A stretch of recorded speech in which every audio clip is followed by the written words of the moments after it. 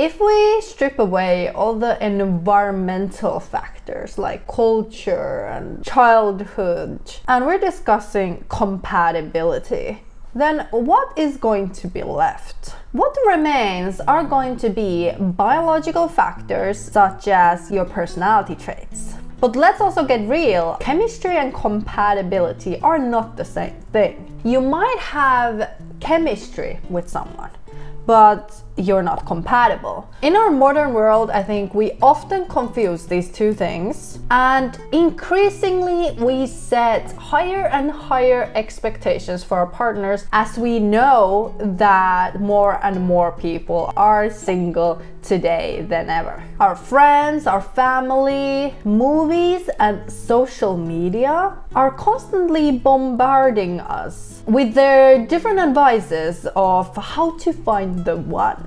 And yeah, add the layer of Myers-Briggs type indicator theory with all of their different theories of compatibility. No wonder we're left mostly just confused. Despite the cliches, compatibility is highly complex and is influenced by numerous factors. Biologically, there's going to be unconscious things like hormones and pheromones that will play a role. And of course, culture, your upbringing, your social and cultural environment are going to impact your values and what you are even looking for in your partner. What you perceive as attractive or intelligence, however you want to measure it, is going to impact on your relationships. Because all of us are going to base our relationships on if you can have stimulating conversations with the other person. And of course, emotional maturity and your psychological well-being and health, they can easily outweigh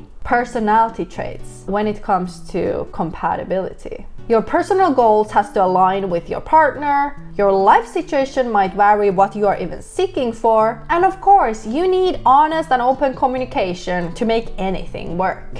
So let's just assume that if all of those factors just mentioned would align, the personality characteristics can be pretty significant. The scientific studies often revolve around big 5 traits, and contrary to popular belief, what has been mostly found is that similar big 5 traits lead to most successful relationships. For example, individuals who have high conscientiousness are going to be most successful with other people who have high conscientiousness also. However, I have to say, Myers-Briggs and 16 personality types have a different approach to this. I have high conscientiousness and my partner also have high conscientiousness.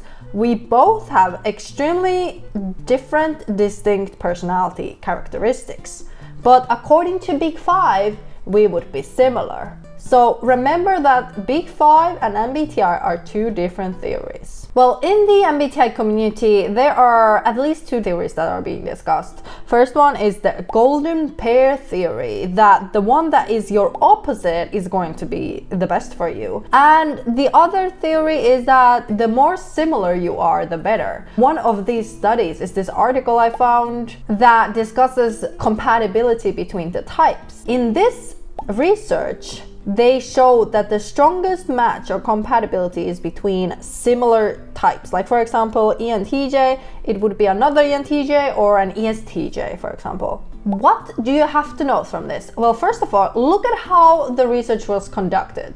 The questionnaire asked participants to select the traits they favor when thinking about their ideal romantic partner. And then these traits were mapped out for these 16 types. So what does this research actually tell us? Well, it tells that ENTJs mostly like similar traits that they themselves have and also wish their blind spots to be covered. For an ENTJ, I am not surprised that the ideal romantic partner, if you were imagining it, would be another ENTJ because you love yourself. You know, this research purely and only shows your cognitive bias is that strong that you're gonna like similar traits that how you yourself behave. I'm yet to see an ENTJ who is compatible with an ESTJ. I can imagine though that an ENTJ would imagine being compatible with an ESTJ, but real life would show them wrong. These kind of charts really makes me want to do this video, because these are one of the worst ways to think this is what you would call real compatibility. Compatibility has different layers depending on what is your focus in your own life, like your individual preference. There are people who are going to resemble you. They are going to be really similar to you. There are also people who are completely different from you. They are almost like the opposite way of doing things that you would. And then there are people who we just don't understand. The principles of personality compatibility are reciprocity, resemblance, and disparity. So I'll explain. There is going to be people who speak the same language as you in an extremely similar manner. Their focus and their motives and their core understandings are going to be really similar to you. They perceive and they judge and they decide in similar manners. Therefore, there is no pull of gravitation because you guys are really similar. There is potential for conflict, because the insecurities and the weaknesses you perceive in yourself, you will perceive in them. The things you don't like about you, you will see them in those people, and that will frustrate you. In these kind of relationships, you are going to either feel really comfortable because they think and understand you perfectly and they have the capability to do that, or you are being pushed out of your own natural cognitive bias because you have to start appreciating their weaknesses even though you hate them in yourself. You have to try to find a complementary approach, therefore. Reciprocity means that you guys speak the exact same language, you understand each other, but you choose to speak in completely different sentences, in completely different ways. You might be on a path toward the same goal, but you choose completely different means to achieve it. You basically vibrate the same fundamentals in completely distinct different ways. This is great because you can learn from each other, you can truly grow in these relationships, but these can of course also potentially create a lot of chaos and conflict, because you might build up hatred toward a person who seems like every time to misunderstand you. They just don't get it. So what's disparity or alienation or dissonance? Well, it means that you guys don't even speak the same language. You're not even on a path towards the same goal. You're walking in different directions. There's no conflict, but there's of course no maybe this deep feeling of connection either, because you guys are just different. This is not reciprocal, this is not resemblance, this is not hatred, this is not love, this is just neutral. Achieving harmony in relationships and in groups basically means balancing these different states of relationships. When you resemble each other, you can really connect with them on a fundamentally deep level, but at the same time, you might prioritize the same things in different ways, which can really create frustration because your weakness might be their strong characteristic, and it might just annoy you how similar they are, or just how they don't see what things are important in some sense. It's like choosing the same tool to fix a problem, but then using the tool a bit differently in a way that you think it's not good. You will see your own weaknesses, your own insecurities, the things you don't like in yourself. You will see those in those people. So it can either be a love relationship or it can really be a really frustrating relationship.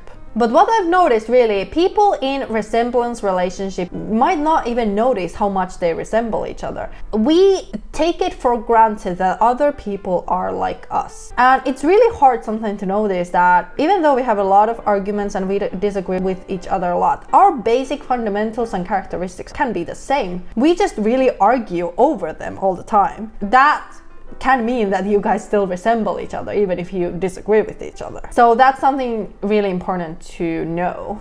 On the other hand, if you have a reciprocal relationship, you're gonna have the opposite approach to the same thing. An extroverted user will understand perfectly another extroverted user. They're both extroverted. They both hate similar things, they like similar things, although they might disagree which kind of certain activities they like and don't like, but they fundamentally still like extroverted things. But once you have an extroverted and introverted person, it's going to be that you guys don't understand each other. You're the opposite, but you can really complement each other. It's gonna be really hard to combine the different approach to yours. You have to really step out of your extroversion bubble and be like, what would it mean to be an introvert? You know? And then of course we have 16 personality types. Not all the types are gonna have something in common. Not all the types even have the same languages of what they even fundamentally think is important. And that's where you have disparity. So according to Linda Berens, and if you want to understand more temperament types, you can read yourself this book,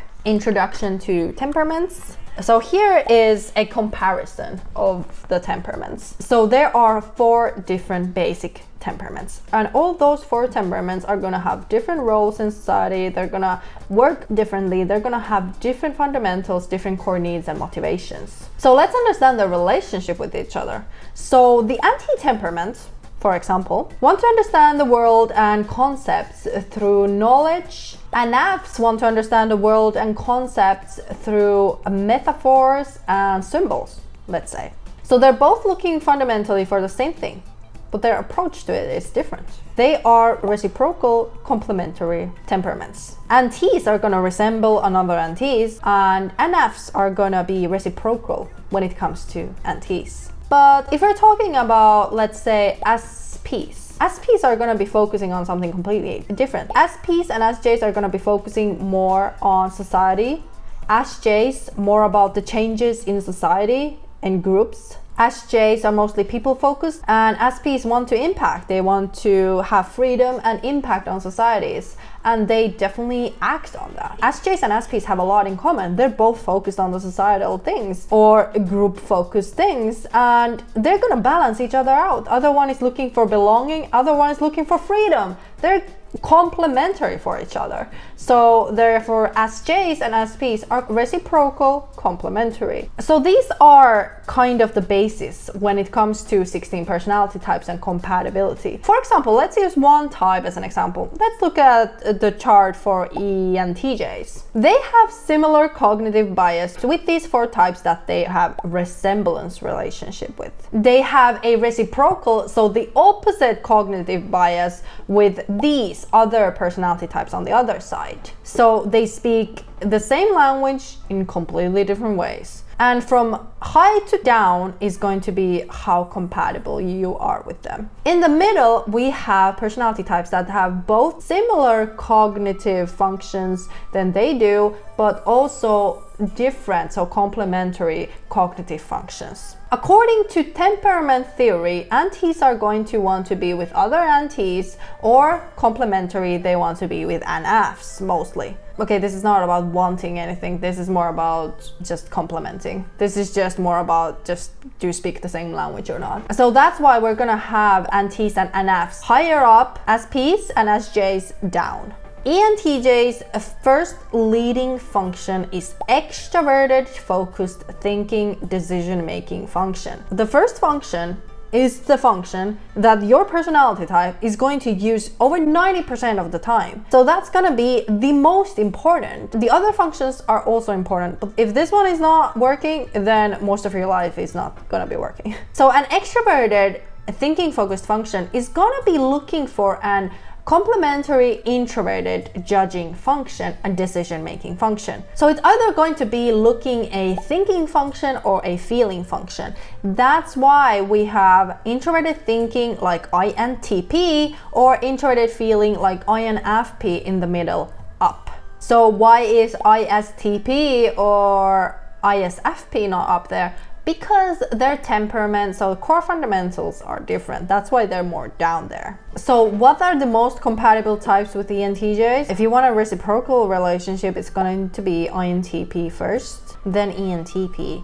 If you want a resemblance relationship, it's gonna be INTJ first and ENTJ second. And if you want both reciprocal and resemblance relationship, it's gonna be INFP first. Then INFJ, ENFP, and ENFJ. The worst compatibility for ENTJ is gonna be ESFP, ESFJ, ESTJ, ISTP, and ESTP. So here it is laid out. I have to point out that there are going to be external factors such as like gender that will impact this. Why I think it's important? Well, it would not be hard for me to imagine that the most common marriage for ENTJs would be like ISFJ or something. First of all, ENTJs are most likely to be a man due to it's a masculine personality type, and ISFJs are most likely going to be females. So if I think about the masculine archetype or the feminine archetype, it's more going to be towards ENTJ man and ISFJ woman. Therefore, I could imagine that this kind of relationship would work perfectly fine. But if you reverse that, then ENTJ woman would be with an ISFJ man, I would say they would be much less compatible than the other way. The same thing with an INFP. If it's an INFP man and an ENTJ woman, please comment below if you have seen this relationship. I'm kind of curious if that would work. So if you're an ENTJ woman, I would suspect that the only relationships that could work would be like INTP, ENTJ, INTJ. You would have to choose from INTP, INTJ, or NFJs or something like that. Well, this was a long video. I hope I covered most of the things. I think there are many variables when it comes to compatibility, but it would be also really stupid to think that personality traits don't matter when it comes to compatibility and relationships. Of course they do. I don't, on the other hand, believe there's one true type for you. It's gonna depend on many variables, like what's your gender, what's your culture, what's your values as a person, what are you looking for, what's your stage in life. You know, like these kind of variables are going to affect how well you're gonna work with someone. I think it's almost delusional if you don't contemplate on the impact of other person's personality traits on your relationships. Because every relationship you have is influenced by personality. Either you're conscious or unconscious of it. I would love to go through compatibility for each personality type, so please let me know in the comments what you think about this video. See you in the next video.